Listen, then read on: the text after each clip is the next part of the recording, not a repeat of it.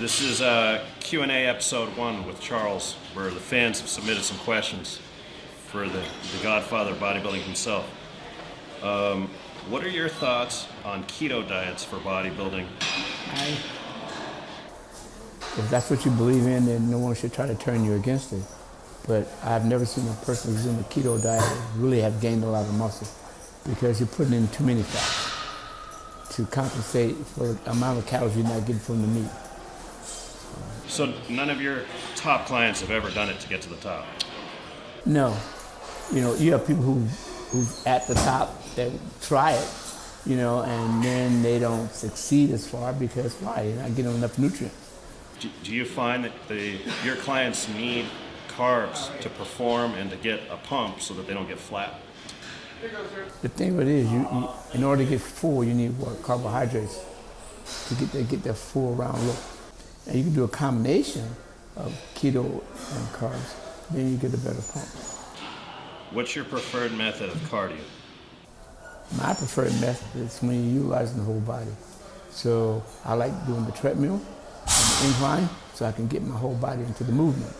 You're using your arms, using your hips, everything just swaying with movement. Where you do most of the time you see people doing what? Propping their body against the machine, relaxing, not doing it right. But if you do the cardio right, and you're making the body move, you burn more calories. Do you prefer it fasted or post-workout? I like it post-workout, reason being, because if you train hard and quick like you should do, without long breaks in between, you take up all the glycogen that's in the body anyway. So now you get to burn fat faster. Do you have like a prescribed heart rate that you generally like to give to a client? I can't because everybody's individual. You get what suits that client per se. Is it possible for someone to gain muscle and lose fat at the same time? It's not impossible, but it's hard. Simply because if you're trying to lose the weight, you're not trying to put on the muscle. You're not going to be able to put the muscle on. If you want muscle on your body, you got to gain some kind of fat with it. You know, you're not going to just start putting on muscle. No, you got to put on fat, got to work with that for a while, and then next thing you know, your body starts producing a lot more muscle. I noticed back when you were competing, you're one of the few guys that would not get sloppy in your off season. You're one of the first proponents that you should never really get above 10%. Do you try to stay lean year round for your people? Well, I tried. Well, you understand, back when I was competing, I had a full-time job. I couldn't afford to get fat and sloppy because I had to work, you know? But I did get heavy at one point, and it almost killed me. I tried to walk the stairs just to see what it felt like. And it proved to me that I had to get my weight back down. So I didn't try too long.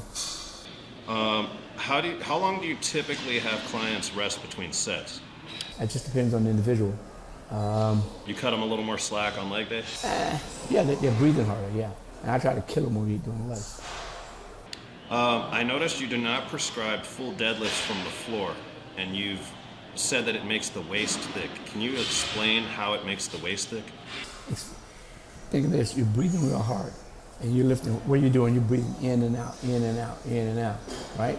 You're not breathing from your diaphragm where you're lifting your body up and going down. You're just breathing from the stomach.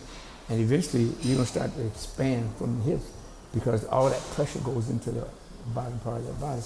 And your waist gets thicker and thicker. And once you start to create those obliques, they don't go away. So do you not have clients train obliques? No, why? Why would I train? I mean, I'll work the obliques without weight because I don't want that thick oblique there. That doesn't look good on your body. Do you find that poor back development is a technique issue, or a lot of people try to say, oh, it's because my insertions are too high? I think you just don't train it properly. If you train your back properly, you can change that back no matter what you have. Your insertion may be a little high, but you can build muscle around it that looks good. What are your guidelines on calves? What are your tips or secrets that can help people out on calf muscles? Pound, pound, pound. You got to really work those calves. And people fail to understand, we utilize our calves quite a bit while we're walking and everything else, so you got to really train it. I mean, I have heavy days, medium days. I never go light, but I have high rep days where I can do a medium weight, we get some good reps, and it pays off. So range of motion, I found when you showed me a lot of guys short step it. They don't realize they have to do a complete you range. gotta stretch all the way down and extend, and then extend up into the calf to make them grow. Why do you do hamstrings on their own day? A lot of people seem to do hams and quads together, but I noticed you split them up. Most times people do hams and quads together. Why? Because they're short on time. So you don't have enough time in the day. You're a family member. You got to go and take care of the kids. Whatever you got to do, as long as you get it in. But I like to separate it so I can really focus on the hamstrings and I try to work those hams hard to get them to develop. Well, I've noticed if I do a quad session with you, there's no energy left to hit the hamstrings. So it seems like if you're doing quads properly, you're not going to have much gas left. Well, to do a whole another 12 to 16 sets. Some people don't like. They just rather do it separate. So you want to be in the gym, say for an hour and 10 rather than 2 hours. So it's your preference. Do you think that the typical workout should be under an hour? Ideally? I think it should be right about an hour and that's it. Because once you start going over there, you start burning up muscle again. Because why? You're hungry again. You got to feed the body. Yeah, how do you like to break up the? Do you go 50% protein, 30 carbs, 20 fat? It just depends on the person, what they like. What's your blood type? If my blood type's O. I'm a meat eater, so I eat a lot of protein. I eat a lot of meat. I used to eat a lot of meat, which is bad in a sense because why? You never know what your body's gonna happen. Well, you never know what's gonna happen to your body when you're eating too much protein. So, Mr. Charles, how did blood work really help the person determine of the weight? It just shows you what your body can digest. You're a believer in the book, Eat Right for Your Type? Eat right for your blood type, yeah. I think O's are supposed to have more beef, A's are white meat. Right.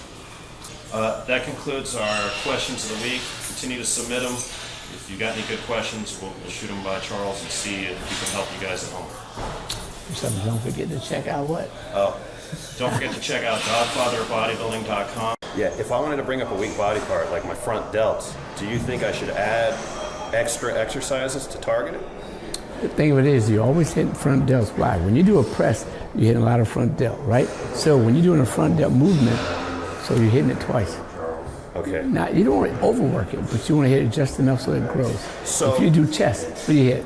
A lot of front delt. So what do you tell a guy who's got too much bicep in comparison to his tricep? Do you have him add one extra tri movement? How do you get around it? No, I don't. I assess what they have, and then I put heavier weight on the tricep. We go a little heavier on that. I do reverse type tricep movements. I'll do push down reverse. I'll do skull crushers. I'll do kickouts. But when I do the kickouts, what I normally do with dumbbells, and I twist at the top. Twist at the top. Why? Because I'm putting more stress on there. Put more blood into that muscle.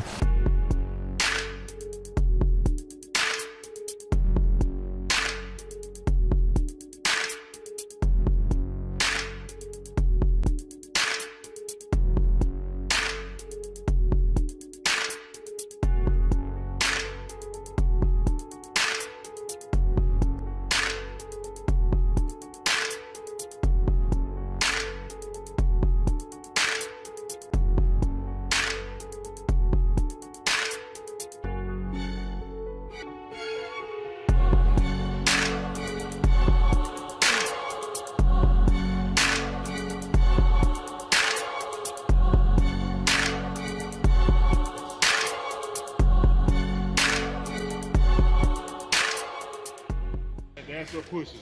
Where it's at. Yeah. Where it's at.